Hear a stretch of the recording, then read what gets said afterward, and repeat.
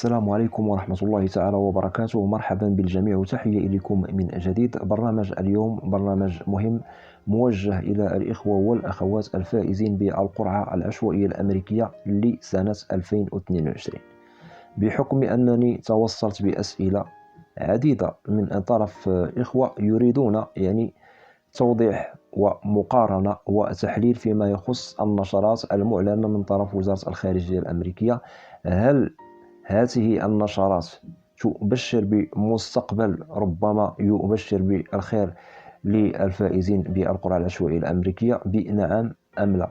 لهذا إخواني أخواتي قمت بتنزيل هذا الفيديو خدمة لكم، وبالطبع غنوضح لكم نقاط مهمة ولازم أنكم تأخذوها بمحمل الجد، ولا بأس أن تقوموا بمشاركة هذا الفيديو مع الأصدقاء لكي تعم الفائدة ولكم الأجر.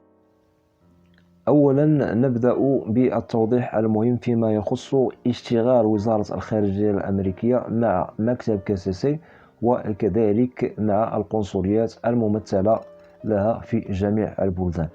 إذن النقطة المهمة التي لازم أن تضعوها في الحسبان وهي أن الاشتغال مثلا على إعلان النشرات واستقبال المواعيد والمقابلات وكذلك دراسة الملفات إلى غير ذلك إلى أن يصل الملف إلى القنصلية الأمريكية.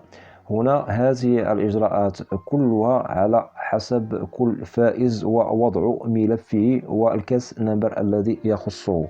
وكذلك ضعوا في الحسبان بأن هناك مدة زمنية محددة. غنوجدوا أن استقبال المواعيد والمقابلات من طرف القنصليات يبتدئ في شهر أكتوبر، ويظل الاستمرار على استقبال المواعيد والمقابلات شهريا إلى أن يصلوا إلى شهر شتنبر. مثلا ديبي 22 نهاية استقبال المواعيد والمقابلات مدة محددة، وهذه المدة المحددة تشتغل عليها وزارة الخارجية الأمريكية في جميع ملفات القرعة العشوائية الأمريكية على العموم لكي تتضح لكم الصورة. إذن بالنسبة لاستقبال المواعيد والمقابلات وإعلان النشرات سوف يظل مستمرا إلى أن تصل المدة المحددة وهي شهر شتنبر من سنة 2022 لكي تتضح لكم الصورة. إذن هناك شهور لا زالت أمامنا. هناك نشرات أعلنت في وقتها من طرف وزارة الخارجية الأمريكية. مكتب كنتاكي يشتغل على الملفات ويقوم بمعالجتها، وكيف ما يعرف الجميع حاليا كاساسي يشتغل فقط على معالجة الDS بدون وثائق لكي تتضح لكم الصورة.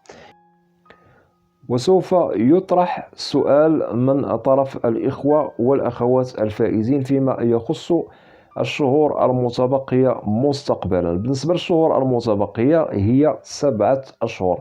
كيف ما سبق وضحت لكم قبل قليل، وزارة الخارجية الأمريكية تشتغل على الشهور كاملة بدون زيادة أو بدون نقصان لكي تتضح لكم الصورة. تبدأ بإرسال المواعيد والمقابلات في شهر أكتوبر، ثم تستمر المواعيد والمقابلات، إرسال المواعيد والمقابلات شهر بشهر إلى أن يصلوا إلى شهر شتنبر بالتحديد. عند نهاية شهر 30 من شهر شتنبر تنتهي إرسال المواعيد والمقابلات، وبالطبع ينتهي ملف القرعة العشوائية الأمريكية لسنة 2022، وبالطبع يبتدئون في ملف القرعة العشوائية الأمريكية لسنة 2023.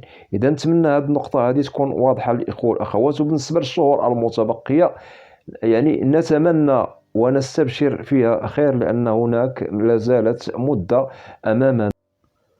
ننتقل إلى النقاط المهمة التي يتساءل عليها فائزو ديفي 22 فيما يخص النشرات التي أعلنت من طرف وزارة الخارجية الأمريكية. هل هذه النشرات والأرقام تبشر يعني بخير في المستقبل؟ هل تبشر بمصير يعني جيد بالنسبة لفائزو ديفي 22؟ هنا سوف نجيب بالواضح، وبالطبع غنوضح يعني التحليل والمقارنة المهمة التي لازم أن تأخذوها بالحسبان. إذا أردنا أن نقوم يعني بمقارنة القرعة العشوائية الأمريكية لسنة 2021 بالقرعة العشوائية الأمريكية لسنة 2022، سوف نجد بأن ديفي 22 إن شاء الله مصيرها مستقبلا نستبشر فيه خير. وهنا سوف يأتي التساؤل: لماذا؟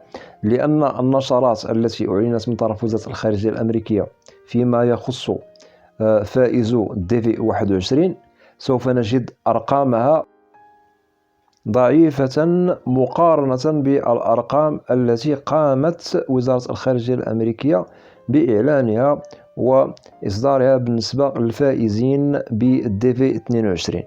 وبالطبع غنوضح يعني الأرقام التي قامت وزارة الخارجية الأمريكية بإصدارها فيما يخص قارة إفريقيا وقارة أوروبا وقارة آسيا إلى غير ذلك، لكي تتضح لكم الصورة.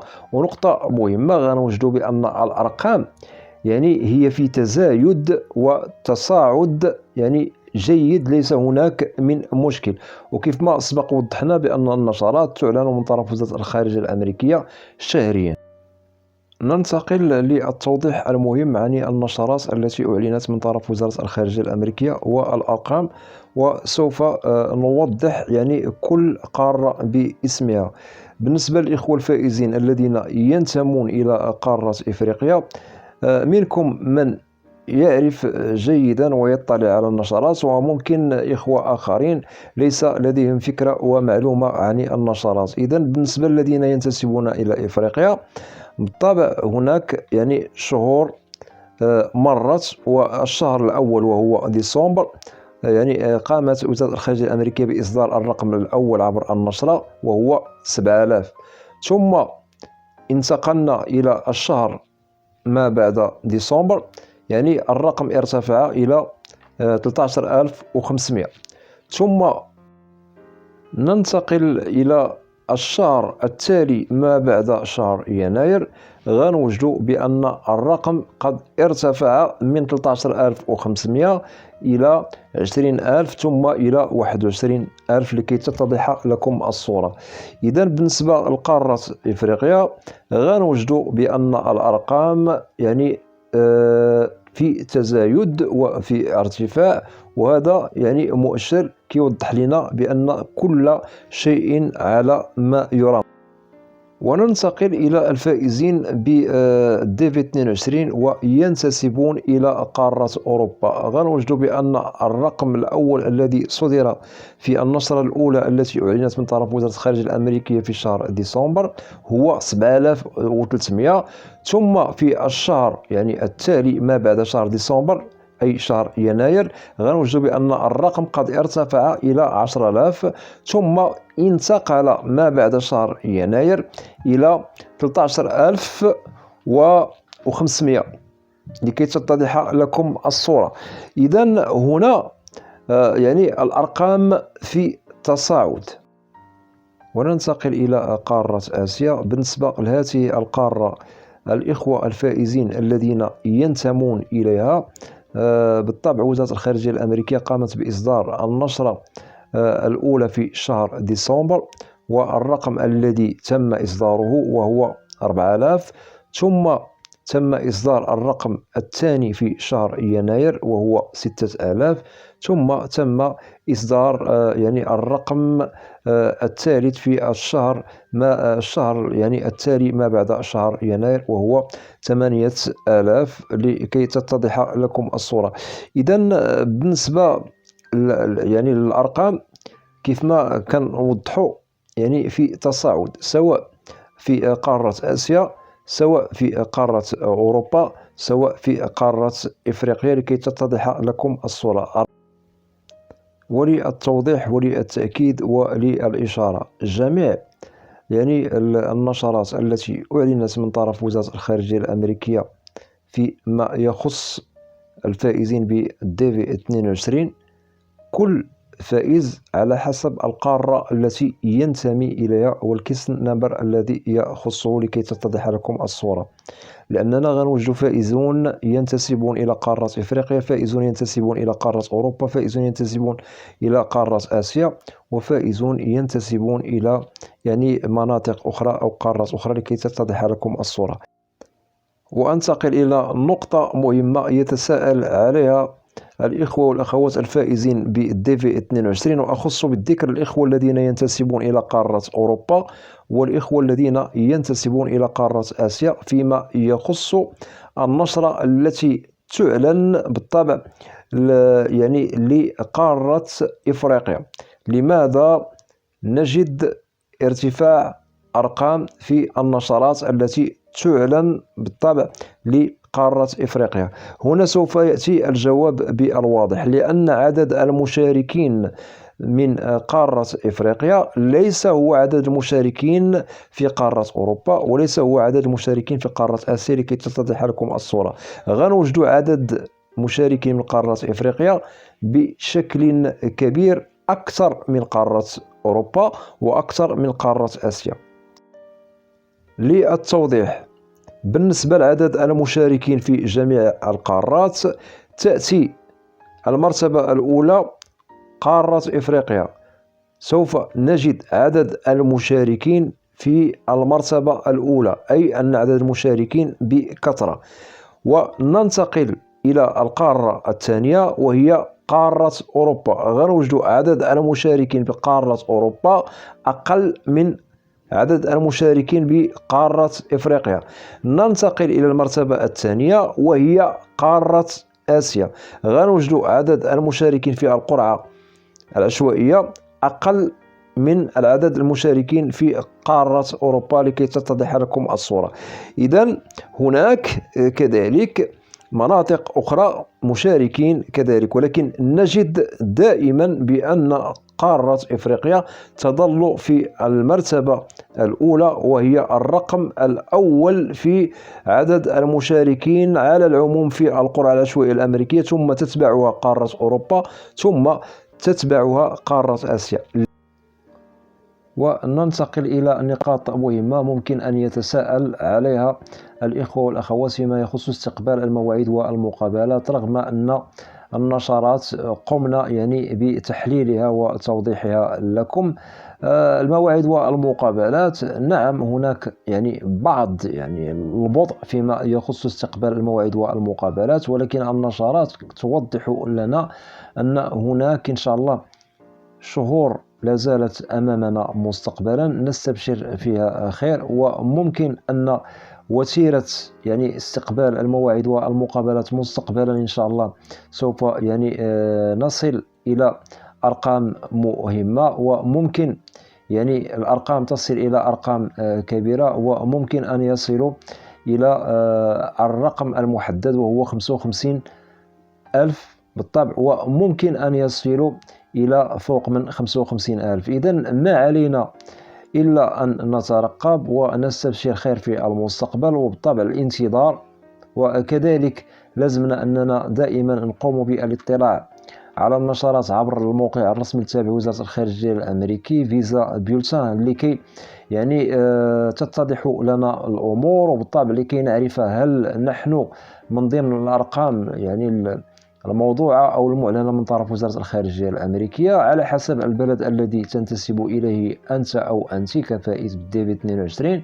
وبالطبع عندما سوف تجد رقمك من ضمن الأرقام، سواء مثلا أنت في إفريقيا أو أنت في آسيا أو أنت في أوروبا إلى غير ذلك، هنا ممكن الرقم سوف تجده من ضمن الأرقام التي سوف تجدها في النشرة، لأن وزارة الخارجية الأمريكية كتقوم بوضع رقم، وهنا سوف تنظر إلى رقمك هل هو أقل من الرقم الذي وضعته وزارة الخارجية عبر موقعها في النشرة لكي تتضح لك الصورة. في حالة أنك مثلا وجدت رقمك هنا لازم أنك تستعد للتوصل برسالة الموعد والمقابلة. وفي حالة أن هناك مثلا تعطيل أو تأخير، ممكن أنك تقوم يعني بإرسال استفسار إلى مكتب كنتاكي بالطبع لكي تستفسر عن أشياء مهمة تخص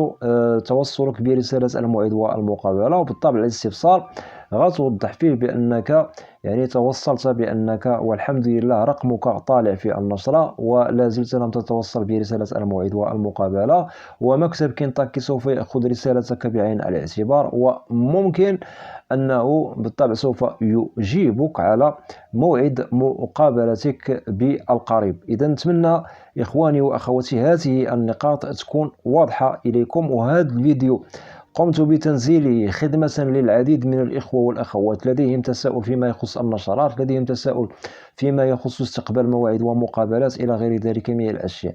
إذا إخواني كخلاصة بالنسبة للنشرات، إن شاء الله اطمئنوا بخير، وهناك مؤشرات كتوضح لنا بأن الأرقام إن شاء الله سوف تأتي مسترسلة، وبالطبع سوف يعني تصل إلى أرقام مهمة. وكذلك بالنسبة لاستقبال المواعيد والمقابلات الشهور المقبلة أو الأيام المقبلة سوف توضح لنا مستجدات وأخبار جديدة، وريثما سوف أتوصل بالمستجدات التي تثلج صدركم وتبشركم إن شاء الله بأشياء مفرحة. إن شاء الله غنقوم على السريع بتنزيل فيديو خدمة لكم جميعا. وهناك يعني التساؤل المطروح: أين يمكنني أن أجد رسالة الموعد والمقابلة؟ دائما هذه النقطة أوضحها يعني في فيديوهات كثيرة عبر القناة. بالنسبة لرسالة الموعد والمقابلة، ممكن سوف نجدها في الموقع الذي وجدنا فيه في أول وهلة فوزنا بالقرعة العشوائية الأمريكية.